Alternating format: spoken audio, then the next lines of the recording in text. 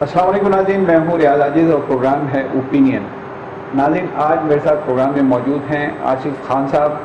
آصف خان صاحب Pakistan Peoples party کے پنجاب کے نائب صدر ہیں۔ ان سے بات کرتے ہیں کہ کیا سیاسی صورتحال ہے آج کل۔ السلام علیکم جناب۔ سر یہ بتائیے پہلے کہ جو اے پی سی میں اعلامیہ جاری ہوا اس میں ظاہر ہے کہ بہت ساری باتیں تھیں، لیکن بڑا ہارش قسم کی چیزیں اس کے اندر تھیں، اور خاص طور سے اسٹیبلشمنٹ کا نام لے کر متعدد دفعہ بات کی گئی۔ تو اور یہ بھی اعلان کیا نواز شریف صاحب نے کہ ہماری جنگ جو ہے وہ عمران خان سے نہیں ہے بلکہ اسٹیبلشمنٹ سے یا عمران خان کو لانے والوں کے خلاف ہے۔ آگے کا سینیریو کیا دیکھ رہے ہیں آپ؟ گرفتاریاں؟ پہلی بات تو یہ ہے کہ یہ جو اے پی سی تھی یہ پاکستان کی تاریخ میں ایک سنگ میل کا کردار ادا کرے گی۔ انتہائی اہم اے پی سی تھی جن میں 14 جو بااثر پولیٹیکل پارٹیز ہیں وہ ایک ہی میز پر بیٹھی اور انہوں نے بڑے ہسٹوریکل فیصلے کیے۔ اس سے پہلے بھی یہ فیصلے ہوتے رہے ہیں۔ آپ کو یاد ہوگا 1983 میں ایک بڑی جاندار موومنٹ چلی تھی، 1983 موومنٹ جسے کہتے تھے، ریسٹوریشن فار ڈیموکریسی۔ پھر اے آر ڈی بنی، پھر ایک چارٹر آف ڈیموکریسی ہوا انگلینڈ میں، لنڈن میں، جس میں نواز شریف صاحب بھی تھے اور محترمہ شہید بھی تھیں۔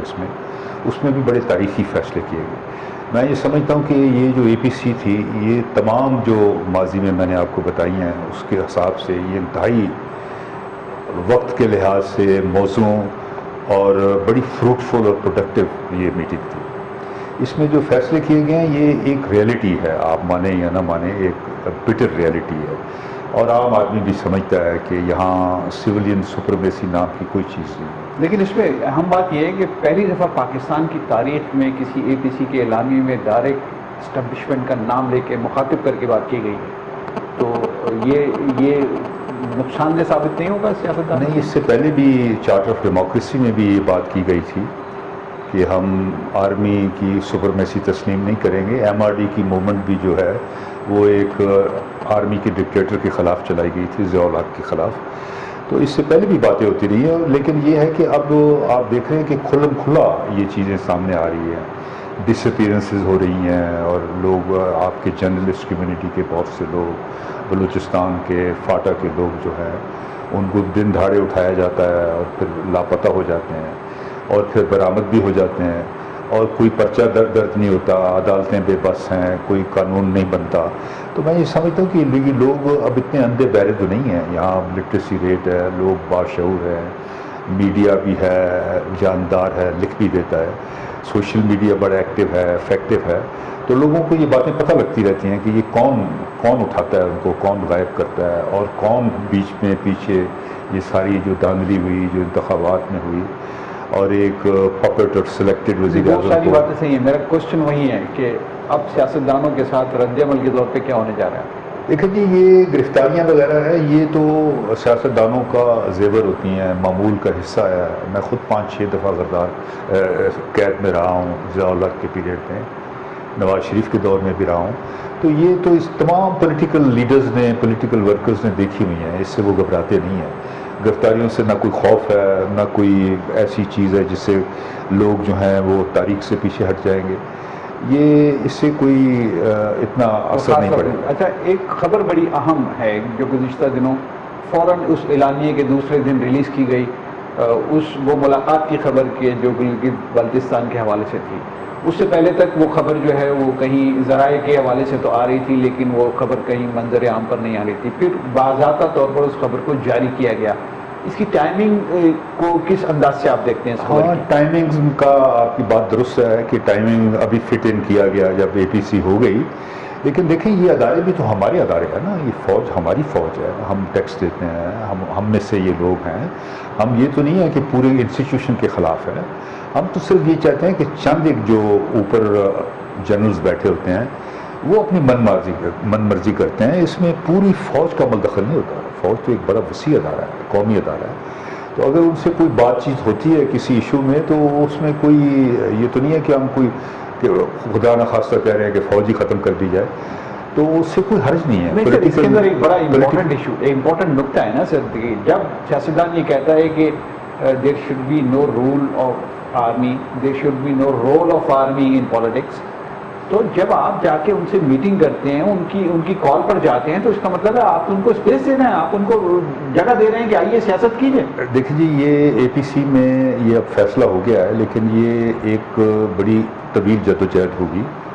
جیسے آپ پہلے ذکر بھی کر رہے تھے کہ آرمی کا ایک طویل دور رہا ہے، ڈائریکٹ پاور میں بھی رہی، انڈائریکٹلی بھی ہے، ابھی بھی ہے. تو اس کو تو تسلیم کرتے ہیں، سب پولیٹیشین تسلیم کرتے ہیں. تو ہم یہ کانسٹیٹیوشنلی ان سے اپنی جگہ سویلین سپریمیسی لانا چاہتے ہیں. ہم یہ نہیں ہے کہ کوئی لڑنا چاہتے ہیں اداروں کے ساتھ اور باہر نکل کے ان کو کوئی ایسے نعرہ دینا چاہتے ہیں جس سے عدم استحکام ہو. میرا سوال پہ آئیے سر. میرا سوال یہ ہے کہ کیا ان کی کال پر ان کے پاس جانا، کہ ان کی صدارت میں ایک اجلاس ہو رہا ہو، صدارت ہی کہوں گا میں اس لیے کہ وہ اس کو ہیڈ کر رہے ہیں، تو ان کو اسپیس دینے کی مترادف نہیں ہے پولیٹیکل؟ اگرچہ بعد میں وہ یہ کہہ رہے ہیں اسی خبر میں کہ ہمارا سیاست میں کوئی رول نہیں ہے، حالانکہ سیاست ہی کے لیے انہوں نے وہ میٹنگ کال کی جس کو انہوں نے خود ریلیز کیا خبر کو.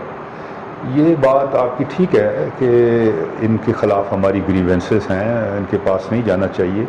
لیکن جیسے میں نے کہا کہ اس وقت وہ ایک ریئلٹی تو ہیں، وہ ریئلٹی تو ہم سب پولیٹیکل ورکرز کو تسلیم کرتے ہیں.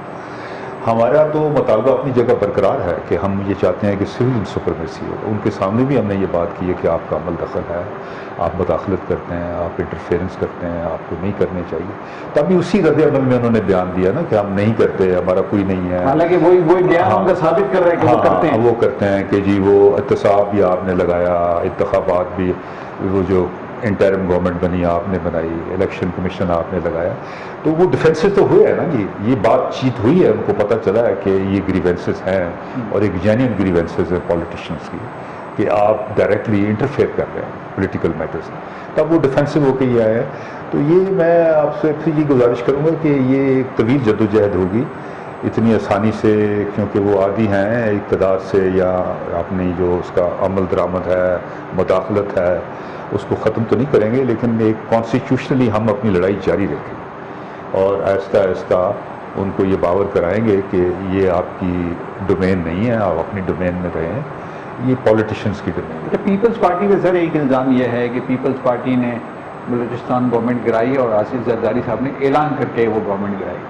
پھر سینٹ کا چیئرمین اپنی میجورٹی رکھنے کے باوجود اپنے پارٹی کے آدمی کو نہیں بنایا زرداری صاحب نے، اور یہ کسی کے حکم پہ ہوا. اس کو کیا کہیں گے آپ؟ دیکھیں جی، سب سے بڑے متاثرین تو پی ایم ایل این والے تھے نا. تو آپ نے اس دن نواز شریف کی بات سن لی. انہوں نے تو ایک لفظ بھی نہیں کہا زرداری صاحب کے بارے میں. انہوں نے تو عاصم سلیم باجوے کے بارے میں بات کی. پھر اس کی تصاویر بھی شائع ہوئی کہ وہ کیبنٹ کی میٹنگ میں اجلاس پہ بیٹھا ہوا. آپ یہ کہہ رہے ہیں کہ اگر نواز شریف کو اعتراض نہیں ہے تو سب ٹھیک ہے؟ نہیں نہیں، میرا مطلب ہے کہ دیکھیں افیکٹڈ پارٹی تو وہ تھا نا جی. اگر آپ زرداری صاحب آپ ایک جمہوری آدمی ہیں، جمہوریت کے لیے بات کرتے ہیں، تو آپ صرف نواز شریف کو افیکٹڈ پارٹی سمجھتے ہیں؟ پوری پاکستانی قوم افیکٹڈ ہے. میں آپ سے ایگری کرتا ہوں، لیکن دیکھیں ان کے پاس اس وقت کوئی عہدہ نہیں تھا. ایک شخص جو سویلین ہو اور اس کے پاس کوئی عہدہ بھی نہ ہو اور بلوچستان کی اسمبلی میں ایک سیٹ بھی نہ ہو پارٹی کی، وہ کس طرح ڈیسٹیبلائز کر سکتا ہے؟ اخبارات کے ذریعے تو ہو سکتا ہے. وہ دعویٰ کیسے کر رہا ہے؟ دیکھیں دعویٰ تو پھر پولیٹیشنز آپ نے جو مقابل میں اپوننٹ ہوتا ہے اس کو گرانے کی ہر وقت دھمکیاں دیتے رہتے ہیں. عمران خان کی ایک نشست تھی، وہ بھی دھمکیاں دیتا رہتا تھا مشرف کو. اس طرح یہ تو پولیٹیشن کا کام ہے کہ اپنے اپوننٹ کو. اور سینٹ کے چیئرمین شپ میں کیا ہوا؟ میجورٹی کے باوجود اپنی پارٹی کے آدمی کو چیئرمین نہیں بنایا. یہ غالباً اس کے بارے میں تو مجھے اتنا علم نہیں ہے، لیکن یہ تھا کہ اس وقت چونکہ اس قسم کی ایک گروپنگز تھی، ہم اپوزیشن میں تھے، نواز شریف کی جو اپوزیشن تھی اس کو ہم ہیڈ کر رہے تھے. اچھا، اس بار اے پی سی میں ایک دفعہ پھر ایگری کر لیا گیا کہ ایک دوسرے کے خلاف کوئی سازش نہیں کریں گے، ایک دوسرے کے خلاف ہاتھ میں ہاتھ ڈال کے چلیں گے. یہ کام لندن میں جو چارٹر آف ڈیموکریسی ہوا تھا اس میں بھی اس طرح کی باتیں ہوتی، لیکن اس کی خلاف ورزیاں ہوئی. کیا گارنٹی ہے؟ آپ درست کہہ رہے ہیں. تو لیکن اس دفعہ غالباً تمام لیڈرز نے اپنی بات شروع کرنے سے پہلے یہ کہا ہے کہ ہم ماضی کی غلطیوں سے سیکھیں گے. یہ اس وقت بھی کہا تھا، مطلب واٹ از نیو؟ ہم لرن کریں گے. دیکھیں مروزی حالات بدلتے رہتے ہیں. اس وقت اور صورتحال تھی، اس وقت اور صورتحال ہے.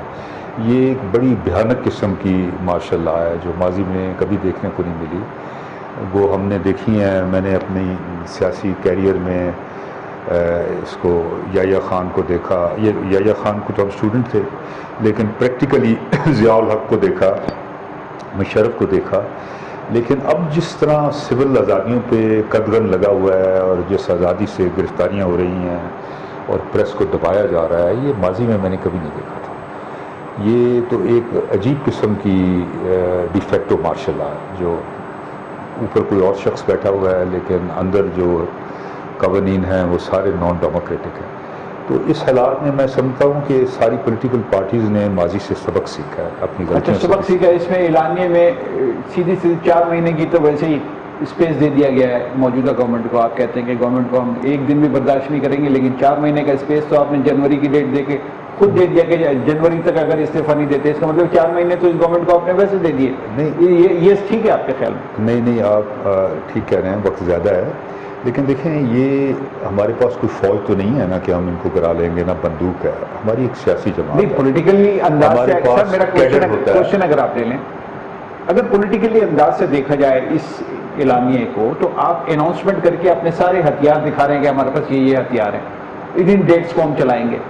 تو یہ ایک پولیٹیکل غلطی نہیں ہے آپ کے خیال میں؟ نہیں، ہم ان کو ٹائم بھی دے رہے ہیں. ریزگنیشن کا بھی کہا ہے کہ اگر آپ ریزائن کر یہی میں کہہ رہا ہوں، اسپیس دے رہے ہیں آپ ان کو، وقت دے رہے ہیں. لیکن یہ ہے کہ ان سب چیزوں کو، اس تاریخ کو، یہ خودرو نہیں ہوتی.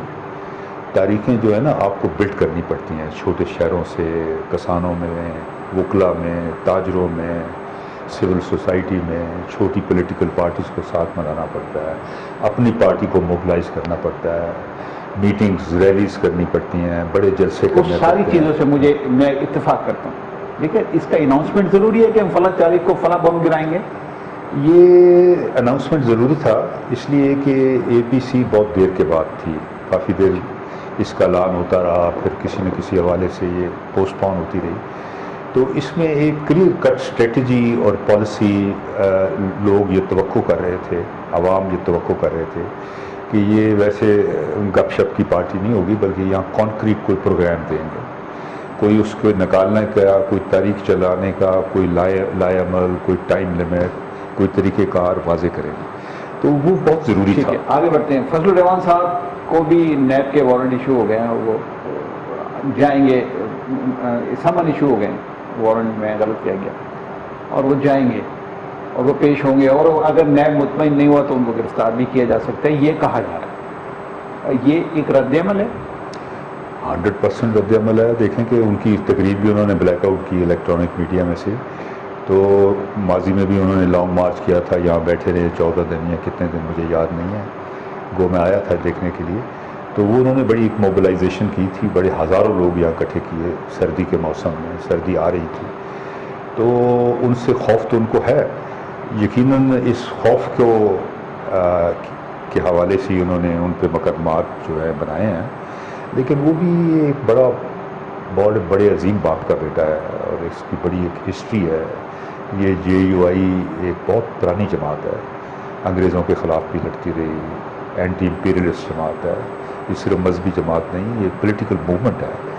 تو یہ نہ سمجھیں کہ یہ صرف مدرسے والے مولوی ہیں. یہ پولیٹیکل لوگ ہیں جنہوں نے انگریزوں کے خلاف بہت ہزاروں لوگوں نے جیلیں برداشت کی ہیں. ان کے لیے کوئی نئی چیز تھی. ان کا کیڈر جو ہے اس کے لیے جیل جانا بھی دوسری پولیٹیکل پارٹی کی طرح اعزاز ہے. اور کتنے لوگ ایکسپیکٹڈ ہیں کہ جن کے ساتھ یہ سلوک کیا جا سکتا ہے؟ دیکھیں جی، یہ آپ نے جیسے کہا کہ چونکہ ہم نے ٹائم ٹیبل دے دیا ہے، لوگ توقع کر رہے تھے کہ ہم کوئی اپنا چاک آؤٹ کر کے پروگرام دیں، کوئی ٹائم لمٹ دیں. تو ڈیفینیٹلی حکومت ہے، ان کے پاس رائے ہیں، ادارے ہیں، پولیس ہے، ایف آئی اے ہے، احتساب ہے. تو وہ یقیناً دباؤ ڈالیں گے. ان کے پاس جو بھی ریاستی ہتھ کنڈے ہوتے ہیں ریاستی اداروں کے، وہ استعمال کریں گے، حکومتی مشینری استعمال کریں گے. لیکن جب دیکھیں یہ جب تاریخیں بن جاتی ہیں، جب لوگ نکل آتے ہیں، جب لوگ موبلائز ہو جاتے ہیں، تو پھر کوئی بھی طاقت ان کو روک نہیں سکتی.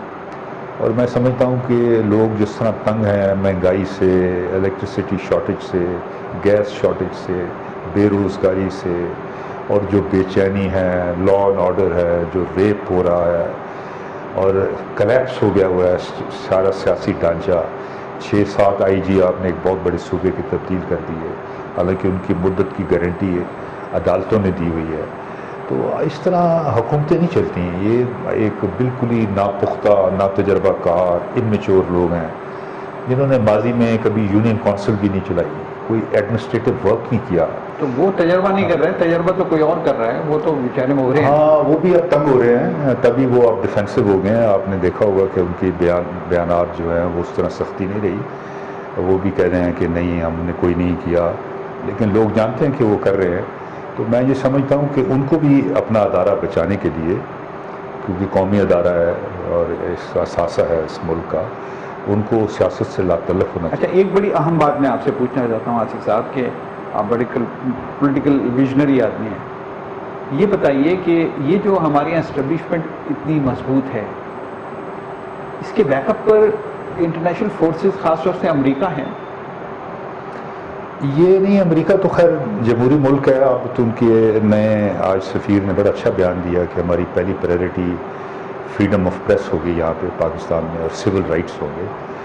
تو ان کی ایک بڑی لمبی جمہوری ہسٹری ہے، لیکن یہ چونکہ سپر پاور تھی تو سپر پاور اپنے مفادات جو ہیں ان کے سپرم ہوتے ہیں بعض اوقات نا، وہ اس کو سیکنڈری بنا لیتے ہیں سول رائٹس کے، ڈیموکریسی کے، اور وہ یہ سمجھتے ہیں جس طرح آپ دیکھیں نا فرنٹ لائن اسٹیٹ بن گیا پاکستان، پہلے سوویت یونین کے حوالے سے بن گیا، پھر 2001 میں جو یہ طالبان کی شکل میں، القاعدہ کی شکل میں ٹیررسٹ موومنٹ نکل آئی وہاں پہ، تو فرنٹ لائن اسٹیٹ بننے کے حیثیت سے امریکہ نے اس وقت ان کی ترجیحات یہ ہو گئی کہ شاید ایک آدمی سے ہم ڈیل کر لیں تو وہ زیادہ بہتر ہے، اور آرمی یہاں اسٹرانگ ہے۔ تو یہ انہوں نے غلطی کی، وہ اب تسلیم بھی کرتے ہیں، ہلری کلنٹن تسلیم کرتی ہے، ان کے سابق صدر تسلیم کرتے ہیں کہ ہم نے غلطیاں کی، ہمیں آمروں کا ساتھ نہیں دینا چاہیے تھا، ہم نے خود یہ سارے کریٹ کیے۔ تو میں یہ سمجھتا ہوں کہ انہوں نے بے شمار غلطیاں کی ہیں۔ تو ابھی تک امریکہ کا ہی ہاتھ ہے پاکستان کی اسٹیبلشمنٹ پر؟ نہیں، اب میں یہ سمجھتا ہوں کہ امریکہ کا ہاتھ ہٹ جائے گا، کیونکہ پاکستان اب وہ فرنٹ لائن اسٹیٹ نہیں رہے گا، گو طالبان یہ بڑی اہم بات آپ کر رہے ہیں کہ اب امریکہ کا ہاتھ ہٹے گا کیونکہ اور طالبان ہٹتے ہی اسٹیبلشمنٹ کمزور ہوگی، کیونکہ امریکہ بھی دیکھیں ان کے بھی اب انٹرنل مسائل بڑھے ہیں، 2 لاکھ آدمی مر گئے ہیں کووڈ سے، اکانومی کو بہت بڑا دھچکا لگا ہے، اور 1930 کے بعد بہت بڑی ریسیشن وہاں پہ، بے روزگاری ہے۔ اب لوگ وہ اندر کی طرف سوچ رہے ہیں، اپنی قوم کی طرف، اپنے روزگار کی طرف، اپنی تجارت کی طرف، فورن انٹرونشن ان کی اب کم ہوتی جا رہی ہے۔ اور پھر پاکستان میں وہ اب القاعدہ کی وہ صورتحال بھی نہیں ہے جو 2001، 2002، 2003 میں تھی، جس طرح ان کا پھیلاؤ ہو رہا تھا مختلف شکل میں، وہ بھی شرنک ہو گیا ہے۔ طالبان ایک فورس ہیں لیکن لوکلائز فورس ہے، انٹرنیشنل فورس نہیں ہے جو امریکہ کو ڈیسٹیبلائز کر رہے ہیں، مڈل ایسٹ میں کر رہے ہیں، کہیں اور کریں۔ وہ ایک لوکل ایریا، ایک پشتون بیلٹ میں ایک طاقتور فورس ہے لیکن چھوٹی ہے، اور اس کو وہ ہینڈل کر لیں گے۔ اور پاکستان اب اس طرح فرنٹ لائن نہیں ہوگا کہ امریکہ کی یہ مجبوری ہے کہ وہ ان کو ساتھ دے۔ اب پھر ایک موومنٹ چلے گی، سول رائٹس کی موومنٹ چلے گی، ڈیموکریسی کی موومنٹ چلے گی، کیونکہ ٹرمپ کے آنے سے ایک تھوڑا سا دھچکا لگا ہے امریکہ کو اور جمہوریت کو بھی، کیونکہ وہ بھی ہمارے عمران خان کی طرح عجیب و غریب باتیں کرتا ہے کہ یہ ججز جو ہیں یہ ٹیررسٹ ہوتے ہیں، میں نہیں مانتا، میں نتائج نہیں مانوں گا، میں چھوڑوں گا نہیں وائٹ ہاؤس۔ تو وہ امریکنز میں بھی اب یہ سوچ بیدار ہو رہی ہے کہ یہ ان ڈیموکریٹک ہے۔ تو میں یہ سمجھتا ہوں کہ یہ پھر ایک لہر دوبارہ آئے گی جمہوری حقوق کی۔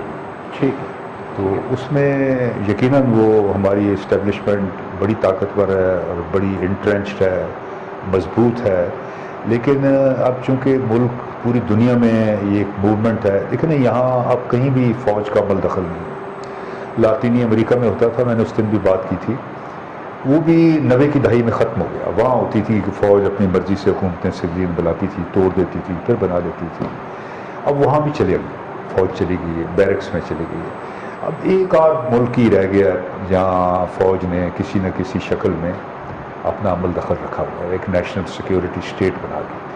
تو اب ان کو بھی یہ ریلائزیشن ہوگی کہ سویلینز کو امپاور کرنا چاہیے، اور یہ ادارے، یہ فارن پالیسی، یہ ڈیفنس پالیسی، یہ ملک کو چلانا، یہ گورننس کرنا، یہ بڑی سائنس ہے. یہ ان کو نہیں سکھایا جاتا فوج کو. وہ ان کو ٹریننگ دی جاتی ہے، ایک چھوٹا سبجیکٹ ہوتا ہے پالیٹکس میں بھی، لیکن پریکٹیکلی عوام میں رہنا اور عوام میں رہ کے گراس روٹ لیول پہ جواب دہ ہونا، یہ ان کی مینٹل، ان کی کیپیسٹی نہیں ہے، ان کی ٹریننگ نہیں ہے، ان کو اس طرح تربیت نہیں دی جاتی. تو یہ سیریلائزیشن کی وجہ سے بھی بہت سے مسائل بڑھ رہے ہیں. ٹھیک ہے، آخری بات آپ یہ بتا دیجئے کہ اب پاکستان میں ڈیموکریسی کتنی دور دیکھ رہے ہیں؟ میں بہت مایوس نہیں ہوں، اور میں یہ سمجھتا ہوں کہ پہلی دفعہ پاکستان کے بڑے صوبہ جو ہے اس میں بھی یہ فیلنگ ابھر رہی ہے کہ چھوٹے صوبوں کو ڈیموکریٹک رائٹس ملنے چاہیے، برابری ملنی چاہیے، مساوات ملنے چاہیے، ان کو بھی حقوق ملنے چاہیے. پہلے یہ تھا کہ پنجاب سمجھتا تھا کہ ہم ایک بڑا صوبہ ہے، فوج ہمارا ادارہ ہے، اس طرح. اب پنجاب میں بھی یہ بڑی تیزی سے یہ سوچ ابھر رہی ہے کہ ہمیں ٹریڈ کرنی چاہیے، انڈیا سے دوستانہ تعلقات رکھنے چاہیے، بارڈرز نرم ہونے چاہیے، سافٹ ہونے چاہیے، آنا جانا. تاجر بھی یہ کہتے ہیں. آپ کی Karachi stock exchange, chamber of commerce نے یہ کہا ہے، یہ حالیہ اسٹیٹمنٹ آئی ہے کہ ہندوستان کے ساتھ تجارت ہونی چاہیے. یہ پہلی دفعہ آپ دیکھ رہے ہیں کہ لوگ یہ سمجھ رہے کراچی ہیں. تو کہتا تھا، لاہور کے stock exchange chamber of commerce نے پہلی دفعہ کہا. بہت شکریہ سر، آپ نے گفتگو کی، خاصا ٹائم لیا میں نے آپ کا. ناظرین، یہ گفتگو آصف خان صاحب کی آپ کے حوالے تجزیہ آپ کیجیے، میں اجازت چاہتا ہوں. اللہ حافظ.